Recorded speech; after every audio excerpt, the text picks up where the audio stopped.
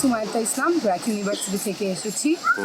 Saint Martin দ্বীপটি রক্ষা করা আমাদের সবার দায়িত্ব, আর এটা আমাদের একমাত্র অ্যাসেট। সেন্ট মার্টিনের মতন আর কোনো দ্বীপ আমাদের নাই, তো এটা আমাদের রক্ষা করতে হবে। আমরা যারা আসি প্রতি বছর, যত মানুষই আসি না কেন, অনেক ট্র্যাশ হয়, আমাদের অনেক প্লাস্টিক প্যাকেট হয়, বটলস হয়, র্যাপার্স হয়। আমরা যে ক্লিন আপ করলাম, যাই পেয়েছি না কেন, মোস্ট অফ দ্য ট্র্যাশ আর প্লাস্টিক্স, মেইনলি বটলস, চিপসের প্যাকেট বা অন্য ধরনের ফুড র্যাপার্স।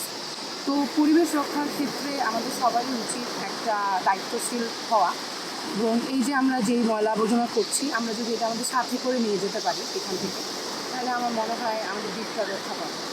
আমরা এখানে আসলে আরও একটা কাজ করি, সেটা হচ্ছে আমরা একটা ডেটা অ্যানালিটিক্স করি, যে এখানে আসলে কী ধরনের ময়লা পাওয়া যায়, কতগুলো ময়লা পাওয়া যায়, কোথায় কোথায় পাওয়া যায়।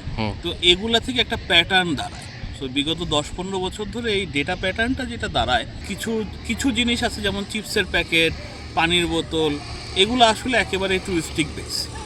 আর কিছু জিনিস আছে যেমন ধরেন বিভিন্ন মশলার প্যাকেট, তারপরে তেলের জেরিকেন, তেলের ছোট বোতল, বড় বোতল, যেহেতু দ্বীপের ম্যাক্সিমাম মানুষই নিম্ন আয়ের, নিম্ন মধ্যবিত্ত আয়ের মানুষ, তাদের এখানে কনজামশন ইউনিটগুলোও খুব ছোট ছোট। যেমন আপনি প্রচুর মশলার প্যাকেট পাবেন যেগুলা 100 গ্রাম 150 গ্রামের নিচে, 250 গ্রামের নিচে। 1 কেজি 1.5 কেজির মশলার প্যাকেট আসলে এখানে ট্যুরিস্ট সিজন ছাড়া আসলে দেখা যায় না।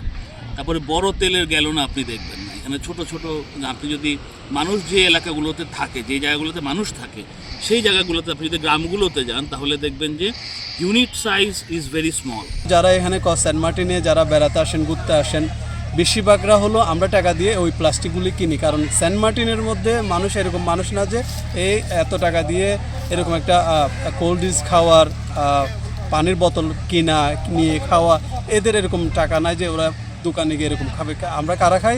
যারা পর্যটকরা এখানে এসে ওই সমস্ত প্লাস্টিকগুলো আমরা খাই, প্লাস্টিকগুলো আমরা ইউজ করি আর কি। সো আমার সাজেশন হলো যারা পর্যটকরা আসবে, যার যার প্লাস্টিকগুলিতে এতে যদি একটা ব্যাগে করে যদি আমরা মেনল্যান্ডে নিয়ে যাই, তাহলে এটা সবই খুবই ভালো হবে, সবার জন্য উপকার হবে। যে সেন্ট মার্টিন আমি বেড়াতে আসছি, আমি 3টা বোতল ইউজ করছি, পানির চিপসের প্যাকেট ইউজ করছি, আমার ময়লাগুলি আমি ব্যাগে করে নিয়ে আমি মেনল্যান্ডে চলে গেলাম, ওইখানে একটা ডাস্টবিনে ফেলে দিলাম।